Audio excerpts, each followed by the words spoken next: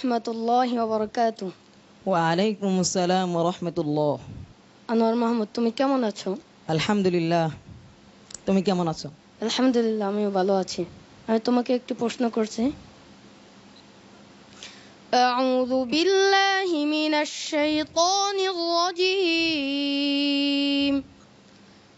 বিসমিল্লাহির রহমানির রহিম। ما كان لنبي أن يكون له أسرى حتى يثخن في الأرض. أعوذ بالله من الشيطان الرجيم. بسم الله الرحمن الرحيم. ما كان لنبي أن يكون له أسرى حتى يثخن في الأرض تريدون عرض الدنيا والله يريد الآخرة والله عزيز حكيم. لولا كتاب من الله سبق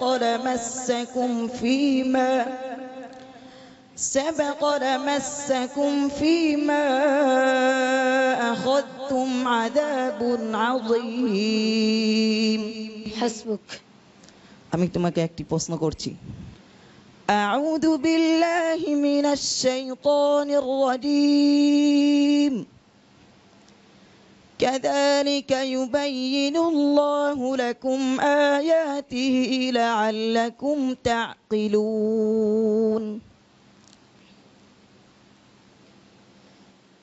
أعوذ بالله من الشيطان الرجيم.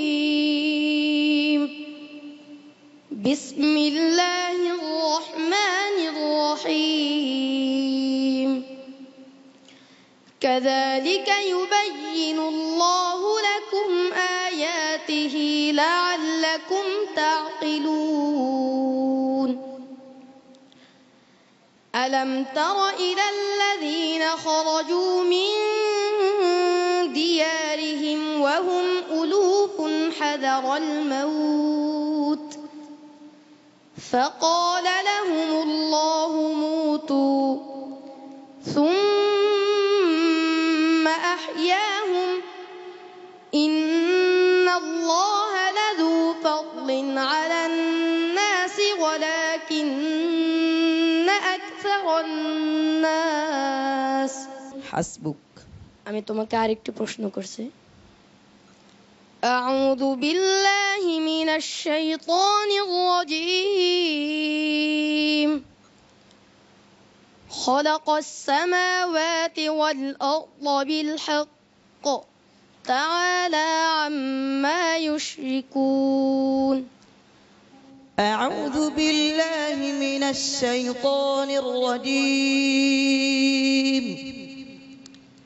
خلق السماوات والأرض بالحق تعالى عما يشركون. خلق الإنسان من نطفة فإذا هو خصيم مبين.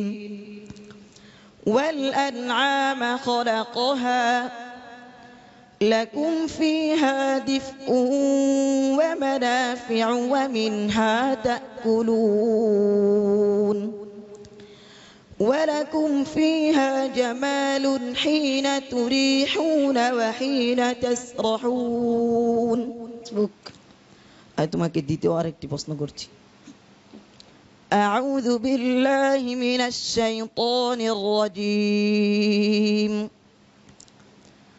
وما الحياة الدنيا إلا لعب وله.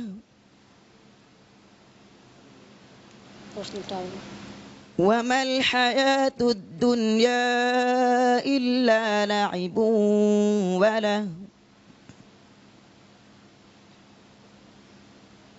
أعوذ بالله من الشيطان الرجيم. وما الحياة الدنيا إلا لعب ولهو وإن الدار الآخرة لهي الحيوان আবার বলো আমাল হায়াতুদ দুনিয়া وما الحياة الدنيا إلا لعب وله সামনে বলেন ওয়ালাদ দারুল আখিরাহ وما الحياة الدنيا إلا لعب ولهو وللدار الآخرة خير للذين يتقون أفلا تعقلون حسبك صدق الله العظيم আলহামদুলিল্লাহ। প্রিয় দর্শক, আমরা দুই প্রতিযোগী বন্ধুর কাছ থেকে কোরআনে কারীমের তিলাওয়াত শুনলাম, আমরা মুগ্ধ হয়েছি আলহামদুলিল্লাহ। আমি চলে যাচ্ছি আমাদের সম্মানিত বিচারকবৃন্দ আপনাদের কাছে। প্রথমেই আসছি জনাব শায়েখ আব্দুল্লাহ, আপনার কাছে। আল্লাহর শুকরিয়া, আজকে আমরা এত ভালো ভালো তেলাওয়াত শুনছি। সত্যিকার অর্থেই আমাদের জন্য তাদেরকে নির্ধারণ করা এটা খুবই কষ্টকর ব্যাপার।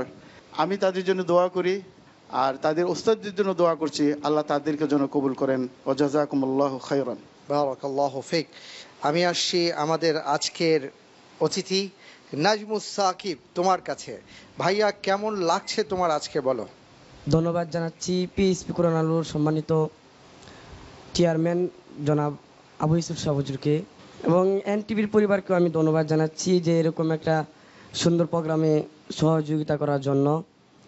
আমি বলবো সামনে যেন এইটার থেকেও বড়ভাবে আন্তর্জাতিকভাবে বাংলাদেশে যেন হয়, যেরকম সারা বিশ্বের মধ্যে হচ্ছে, সৌদি আরবে, দুবাই, মিশর, জর্দানে হচ্ছে, বাংলাদেশেও যেন এরকম হয়। আমি এনটিভি পরিবারকে আবদার করব, এটাই। অনেক অনেক ধন্যবাদ তোমাকে। আমি আমাদের সকলের ওস্তাদের কাছে এখন চলে যাচ্ছি, শায়েখ আব্দুল হক। প্রিয় দর্শক, আপনারা জানেন যে মুরব্বীকে আপনারা দেখতে পাচ্ছেন, এই বৃদ্ধ বয়সে তিনি কষ্ট করে কোরআনের খাতিরে, কোরআনের সম্মানে এখন এখানে বসে আছেন। এবং আপনারা এটাও জানেন যে বাংলাদেশ থেকে আন্তর্জাতিক অঙ্গনে যাওয়ার যেই প্রথম ধাপ, যেই সিঁড়ি দিয়ে যারা প্রথমে যেই পথে হেঁটেছিলেন, সেই পথের প্রথম পথিক হলেন আমাদের ওস্তাদ হাফেজ আব্দুল হক। আমি একটু ওস্তাদের কাছে আসছি যে শায়েখ, আপনি দেখছেন যে আজকে আপনার সামনে আপনার যারা উত্তরসূরি আছে তাদেরকে আপনি দেখতে পাচ্ছেন, আপনার কেমন লাগছে, অনুভূতি কি? আল্লাহর শুকরিয়া আদায় করছি, আলহামদুলিল্লাহ। আমি খুবই আনন্দিত। আমি প্রথম থেকে যে কাজের উপরে মেহনত শুরু করেছি, আলহামদুলিল্লাহ আল্লাহ তাআলার অশেষ কৃপায় চলতে চলতে আজ এই পর্যন্ত এসে পৌঁছছে, আলহামদুলিল্লাহ।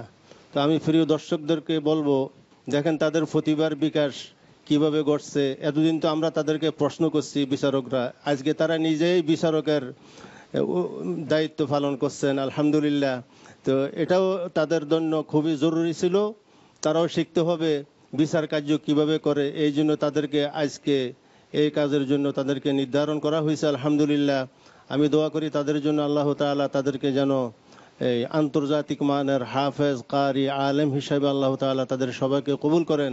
এবং ইফতারের পূর্ব সময় আমরা সবার জন্য, দেশবাসীর জন্য দোয়া করব, আল্লাহ তাআলা যেন এই কোরআনে কারিমের তেলাওয়াতকে আল্লাহ তাআলা সারা বিশ্ববাসীর জন্য আল্লাহ তাআলা কবুল ও মঞ্জুর করেন এবং বিশুদ্ধ তেলাওয়াত যেন আমরা প্রত্যেকে করতে পারি, এই জন্য সবাই দোয়া করব, আলহামদুলিল্লাহ। অনেক অনেক মোবারকবাদ।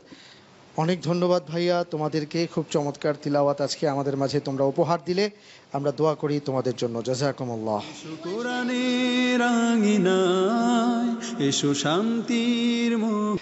আলহামদুলিল্লাহ। প্রিয় দর্শক, আজকের এই চমৎকার আকর্ষণীয় পর্বটি আমরা সবাই উপভোগ করছি। সময় হয়েছে বিরতিতে যাবার, ফিরে আসছি একটু পর। মেহেরবানি করে আমাদের অপেক্ষায় থাকুন।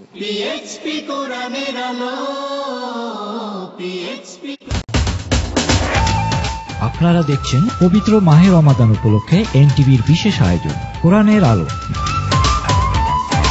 সৌজন্যে নান্না বিরানি, মাহবুব অ্যান্ড কো অ্যাকাউন্টেন্টস, রিজন্স লেক, স্যাপ সলিসিটার এবং ওয়াটারস্টোন সলিসিটার।